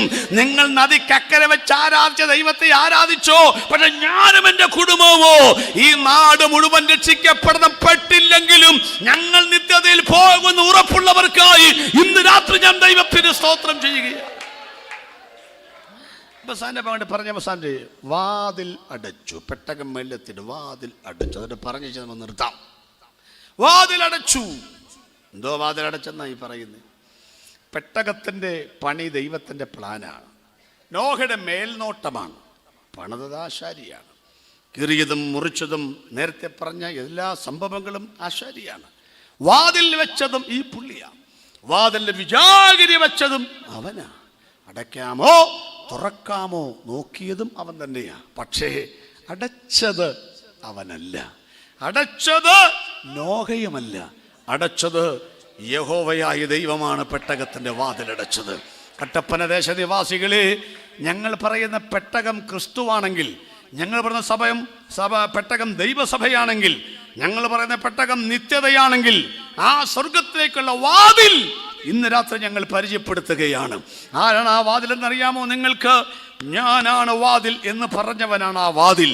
ആ പെട്ടകം കൃപയുടെ പെട്ടകമാണെങ്കിൽ ആ കൃപയുടെ സുവിശേഷമാണ് ഇന്ന് രാത്രിയിൽ ഇവിടെ ഞങ്ങൾ മുഴങ്ങി കേട്ടുകൊണ്ടിരിക്കുന്നത്. ഈ വാതിൽ രണ്ട് കാര്യമേ ചെയ്യൂ. ഒന്ന് അടയ്ക്കുക, ഒന്ന് തുറക്കുക. തുറന്നു കിടക്കുന്ന വാതിൽ അടയ്ക്കാനൊക്കില്ല, അടഞ്ഞു കിടക്കുന്ന വാതിൽ തുറക്കാനും ഒക്കില്ല. 2000 വർഷമായി കുത്തിയ പങ്കപ്പാടുകൾ, മുറിഞ്ഞ മുറിപ്പാടുകൾ യേശു അടച്ചിട്ടില്ല. യേശു ഇന്ന് രാത്രിയും നിങ്ങളോട് പറയുന്നു, വന്ന് എൻ്റെ വിലാപ്പുറത്ത് കൈയിട്ട് നോക്കുക, ഞാനിത് അടച്ചിട്ടില്ല. യേശുവിനെ അറസ്റ്റ് ചെയ്യാൻ വരുന്നപ്പോൾ യേശു പറഞ്ഞു, 1 മിനിറ്റ് അവിടെ നിന്നില്ല, ഇപ്പൊ വരാം. താഴെ പോയ കാതെടുത്ത് മൽക്കോസിന്റെ കാതിൽ ഒട്ടിച്ചു വെച്ചു പറഞ്ഞു, ഇനി അറസ്റ്റ് ചെയ്തോളാൻ. അറസ്റ്റ് ചെയ്യാൻ വരുന്നവന്റെ കാത് വരെ ഒട്ടിക്കാൻ യേശുവിന് കഴിയും. പക്ഷെ 21 നൂറ്റാണ്ടായി അവന്റെ മുറിവ് അവൻ അടച്ചിട്ടില്ല. എന്താ കാര്യമെന്നറിയാമോ? നീ സ്വർഗത്തിൽ കയറാൻ ഈ വാതില്ലാതെ വേറെ വാതിലില്ല. അതുകൊണ്ട് അത് അടയ്ക്കത്തില്ല. പക്ഷെ ഒരു കാര്യം ഓർക്കണം, ഈ വാതിൽ അടയ്ക്കാൻ പറയാൻ സന്നിപ്പാർഷക്ക് അവകാശമില്ല, എനിക്ക് അവകാശമില്ല. ഞങ്ങളെല്ലാം പറയുന്നത് ഈ വാതിൽ തുറന്നു കിടക്കുന്ന ഒരു മുന്നറിയിപ്പ് തരാം. കൃപയുടെ വാതിൽ അധിക നാൾ തുറന്നു കിടക്കുകയില്ല. ലോകമാകുന്ന കപ്പൽ ഇതാ മുങ്ങുവാൻ താഴുവാൻ തുടങ്ങുകയാണ്. സഹോദരരെ, നിങ്ങൾ കോടി വന്നാൽ ഈ പെട്ടകത്തിൽ പ്രവേശിക്കാം. കൃപയുടെ വാതിൽ അടയാനായി പോവുകയാണ്. ഇന്ന് രാത്രി കഞ്ഞി കുടിച്ച് കിടക്കുന്നതിന് മുൻപ്, കണ്ണടച്ച് പോകുന്നതിന് മുൻപ് ഉറവിടമായ ക്രിസ്തുവിനെ സ്വീകരിച്ചുകൊണ്ട് പോയെങ്കിൽ മാത്രമേ നിത്യതയിൽ ചെല്ലാനൊക്കത്തുള്ളൂ. കൃപയുടെ വാതിൽ അടയാറായി. ഒന്ന് എഴുന്നേറ്റാൽ എല്ലാ ദൈവമക്കളും എഴുന്നേൽക്കുമ്പോൾ പറയട്ടെ. ചെറുപ്പക്കാരായ ഒത്തിരി പേരുണ്ടല്ലോ, മുമ്പിലിരിക്കുന്നതിൽ ഇടയ്ക്കൊക്കെ ഉണ്ട്. എൻജിനീയറും ഡോക്ടറും BS നേഴ്സിംഗും എയറോനോട്ടിക്കലൊക്കെ ആയിരിക്കും. ഈ കൃപയുടെ വാതിലടയും മുൻപ് ദൈവസഭയ്ക്കും സമൂഹത്തിനും ഭംഗം വരുത്താതെ ദൈവത്തിൻ്റെ വേല ഞാൻ ചെയ്യും. നോഹയപ്പച്ചൻ്റെ പാരമ്പര്യം കാത്തു സൂക്ഷിക്കും. ഞാൻ യേശുവിനെ പ്രസംഗിക്കും. സുവിശേഷ വേലയ്ക്ക് ഞാൻ ചുമല് കൊടുക്കും. എത്ര ചെറുപ്പക്കാർക്ക് പറയാൻ തൻ്റെ ഇടമുണ്ടാകും ഇന്ന് രാത്രിയിൽ? ഞാൻ ചോദിക്കട്ടെ പ്രിയപ്പെട്ടവരെ, ഈ വാതിലടയും മുൻപ് എനിക്ക് ആവുള്ളിടത്തോളം കാലം ഞാൻ യേശുവിനെ പ്രസന്റ് ചെയ്യും. സ്തോത്രം. യുവതി യുവാക്കന്മാരെ, പെട്ടുപോകരുത്. ഒരു അപകട പ്രേമ കുരുക്കിലും പെട്ടുപോവുകയില്ലെന്നും എൻ്റെ യേശുവിൻ്റെ സ്നേഹത്തിന് പകരം വയ്ക്കാൻ ലോകത്തിൽ മറ്റൊരു സ്നേഹമില്ലെന്നും തീരുമാനിച്ച് അവൻ്റെ പിറകെ പോകാൻ ഒരു തീരുമാനമെടുക്കുക. നമ്മുടെ കണ്ണുകളെ നമുക്ക് ദൈവസന്നിധിയിൽ അടയ്ക്കാം. ജനിച്ച് പ്രവർത്തി ചെയ്ത് 3-ാം നാൾ ഉയർത്തെഴുന്നേറ്റ യേശുക്രിസ്തുവിന്റെ കൃപയുടെ വാതിൽ ഇനി അധിക നാൾ തുറന്നു കിടക്കുകയില്ല. അതുകൊണ്ട് യേശുവിന്റെ കാഹളം ധ്വനിക്കാറായി. നോഹയുടെ കാലഘട്ടത്തിൽ സംഭവിച്ച പാപത്തിനെ വെല്ലാൻ ഇനി ഒരു പാപമില്ല ലോകത്തിൽ. തെറ്റായ വിവാഹങ്ങൾ നടക്കുന്നു, ഡിവോഴ്സ് നടക്കുന്നു. സ്വവർഗരതി ആത്മീകവൽക്കരിച്ചുകൊണ്ട് ക്രൈസ്തവ നേതാക്കന്മാർ പോലും രംഗത്ത് വരുന്നു.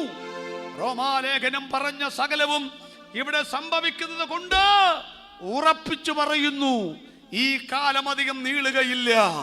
ഇനിയും ഇത് മുന്നോട്ട് പോവുകയില്ല. കർത്താവ് താൻ ഗംഭീരനാദത്തോടും പ്രധാന ദൂതന്റെ ശബ്ദത്തോടും ദൈവത്തിന്റെ കാഹളം വരാൻ നേരമായി.